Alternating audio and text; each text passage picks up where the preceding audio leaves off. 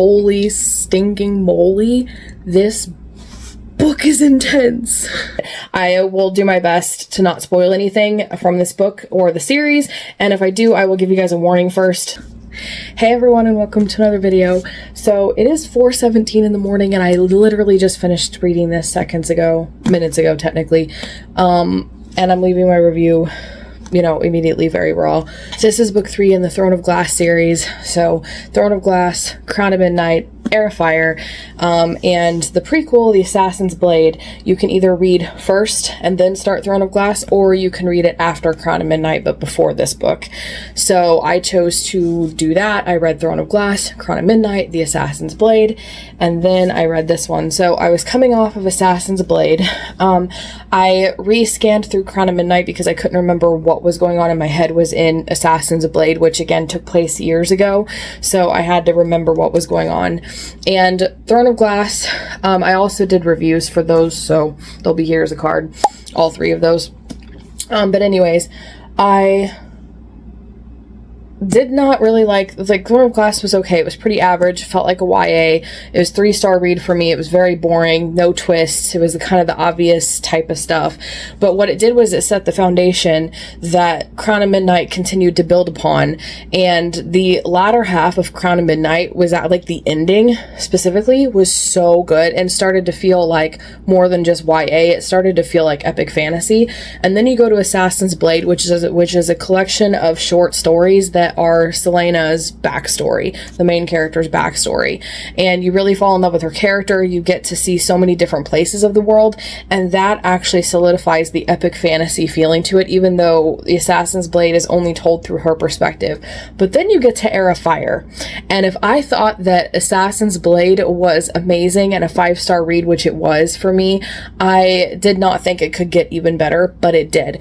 This book has multiple POVs, so it's not just Selena, and it's really widespread. You have a huge variety of characters. There's a whole lot more male characters than I was expecting, and let me just say, for one, that for somebody like me who, while I am kind of like tired of the strong female lead in tropes, and how sometimes, like, while I love like Fourth Wing and I love ACOTAR and all these other books, like sometimes the male characters are just the love interest and we don't get to go to their perspective. It's usually from the female's perspective, usually in first person.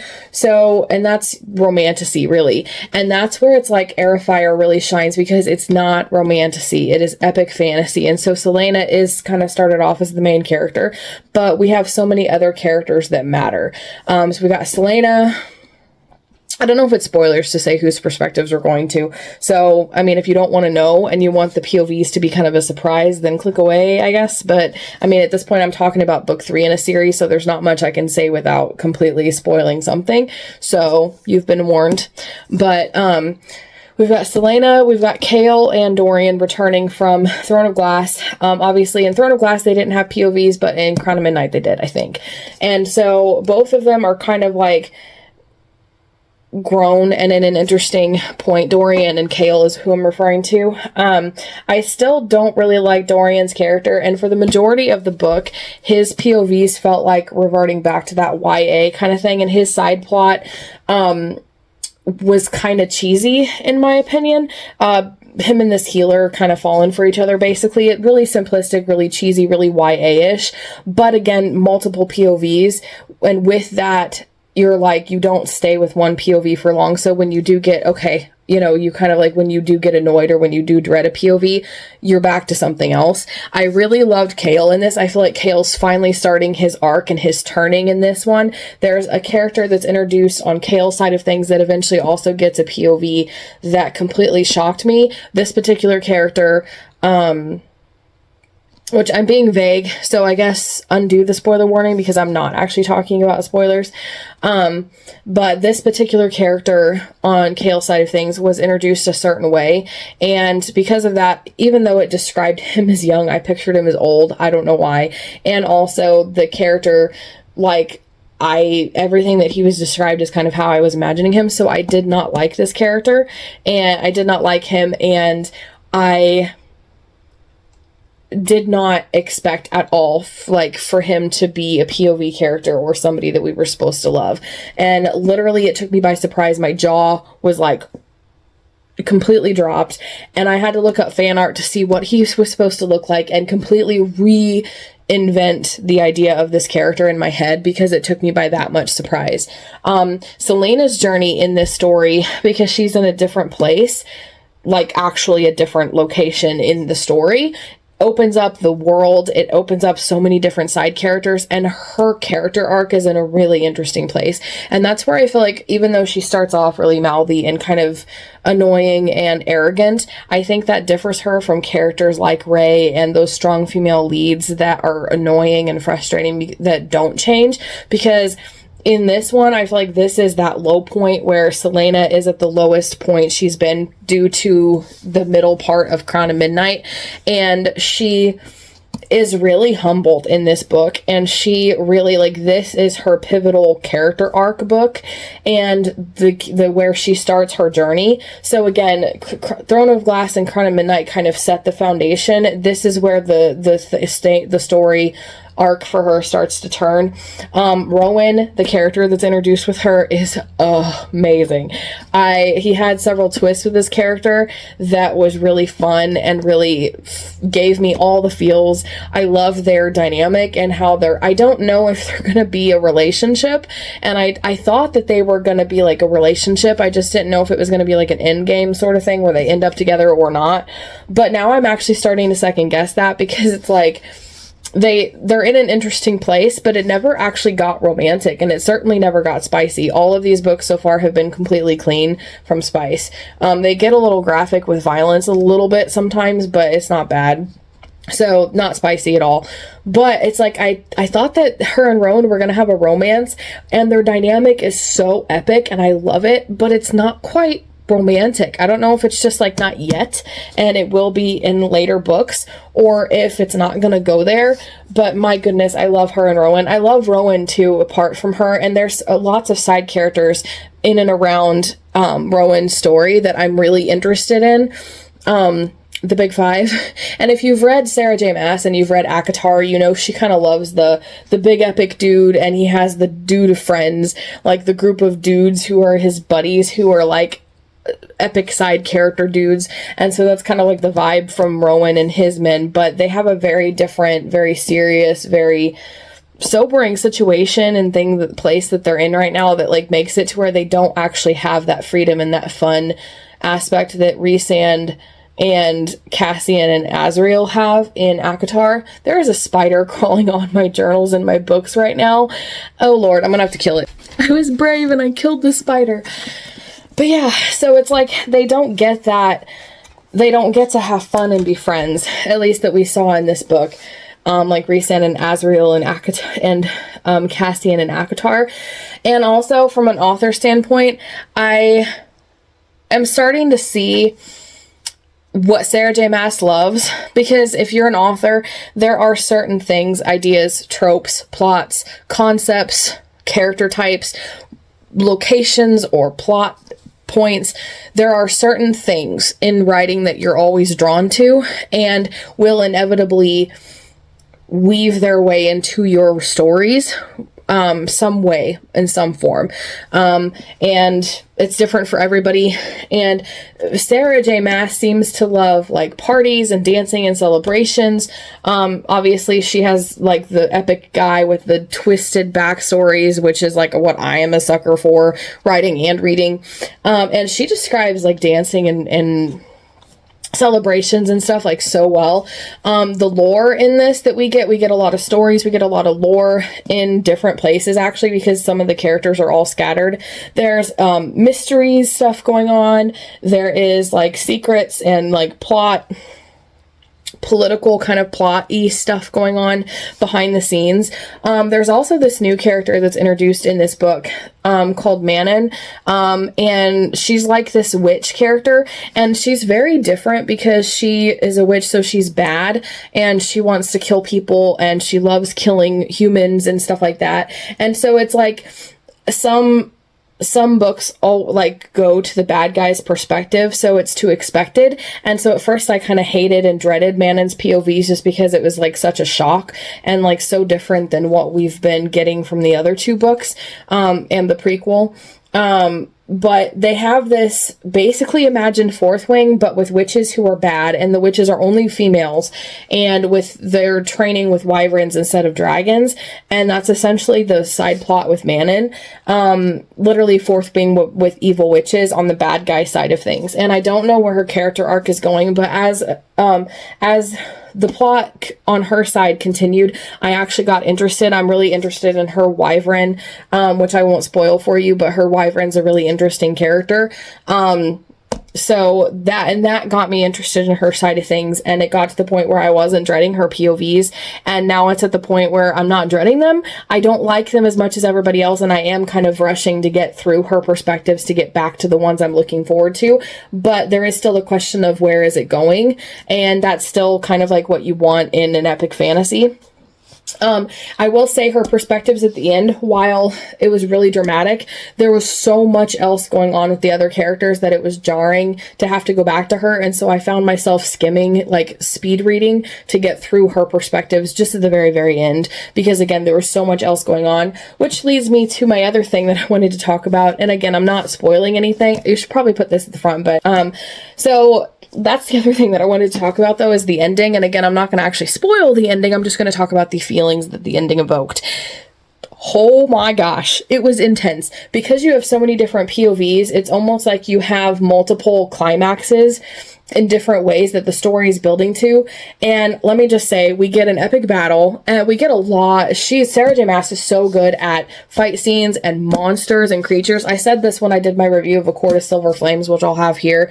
But Sara J Maas is like a pro at coming up with monsters, and not just monsters, but like scary, freaky monsters. It's like on the border, not horror, because I'm not a horror kind of person, but on the border of like what I think is scary, but in such an intense way that it's just like you have to keep reading to find out what happens next. And so the monsters in this book that some of the characters have to deal with are just bone chilling. And especially the boss fight, one of the boss fights at the end of this book, if you know, you know, was, oh my gosh, it was so intense. I could not stop reading that part last night. And when that finally came to a somewhat of a conclusion, I could breathe, and I was like, okay, I'll finish it tomorrow night, which was tonight. And then the other characters get into this situation that I didn't see coming at all, and I didn't expect these particular characters to have a situation. And it was so intense and jaw-dropping that just about half an hour ago when I was reading it, I was like, I read like laying back so my neck doesn't hurt. I literally sat up on the couch, I grabbed the book, and I was like leaning forward, like desperately trying to read because it took me by such shock. So now we're at this place where all of the characters are in this chaotic place. Everything's gone to crap. I don't know what's going to happen next for anybody. And there's multiple situations, and you're just like, oh my God, I have to keep reading. And thank God I was smart enough to buy the next book, Queen of Shadows, because I knew that based on how much I was enjoying it so far, at the time I was still in the middle of it, I was like, I'm going to want to start the next book pretty soon, I hope. And so thank goodness I thought to do that, because now it's in the middle of the week. I have my husband and my sister uses the vehicle, so I can't get to any place on the weekends. I can't get to the store to buy it until the weekend. And so it's a good thing that I bought Queen of Shadows, because I have it here so I can start it immediately. No cliffhanger. But yeah, this series is definitely growing on me. And I've heard, when I started Throne of Glass, everybody, my cousin and everybody who reads it says that Throne of Glass and Crown of Midnight are crap. And you have to get through those. Once you get through those, the series gets so good and it's so worth reading.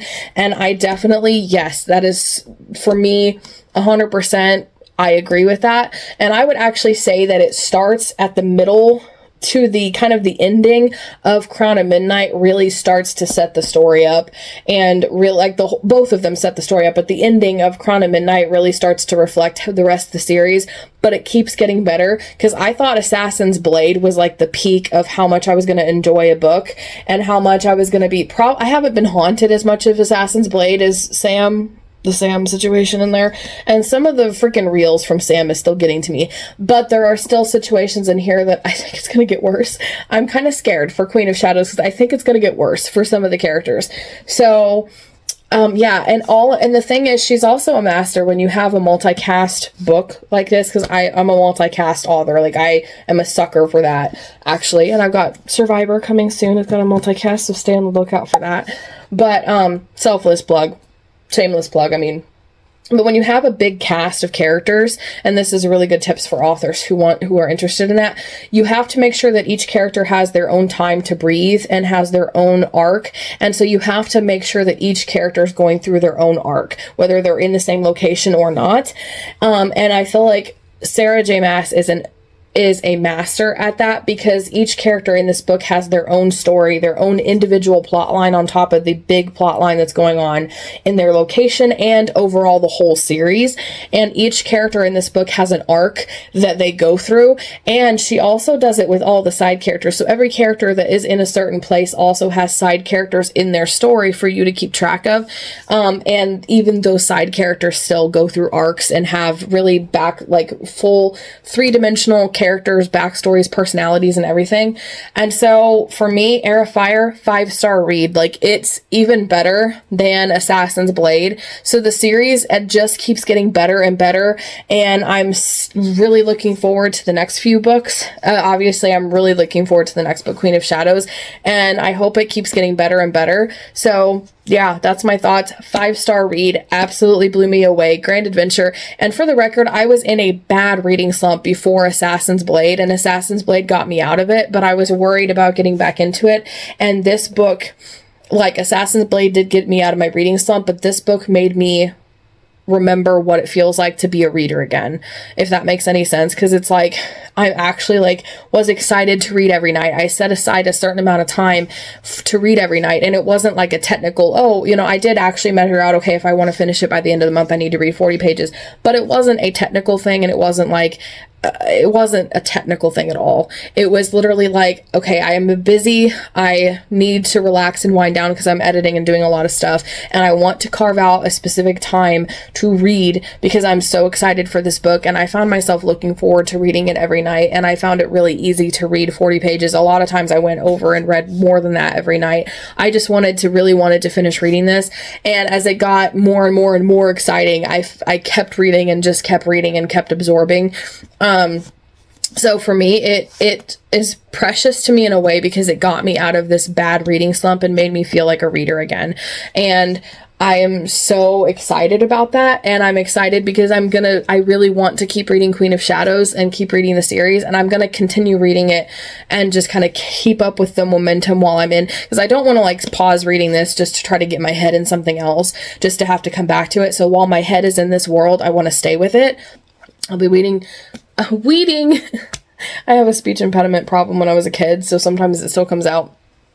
But anyway, so I will be reading Queen of Shadows next, so I'm excited. Have you guys read this book or any books in the series? If you have, what did you think? Let me know in the comments below. Just try to keep it as spoiler-free as possible.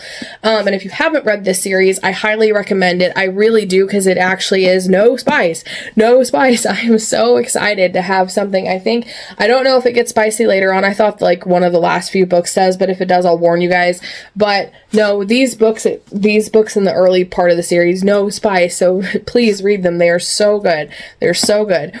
Anyways, if you liked this video, please be sure to give it a like and subscribe for more writing and reading videos every Monday, Wednesday, and Friday. And in the meantime, if you liked my review of Heir of Fire, then check out my review of Throne of Glass. It was the first one in the series, and it started it all. And I already did tell you that it was a 3-star read for me, but it kind of started this whole journey thing. So it's interesting for you guys to see the journey, the book that started it all. And also my book that I have for Throne of Glass is a little unique and special. So yeah, go check that out. You don't want to miss it.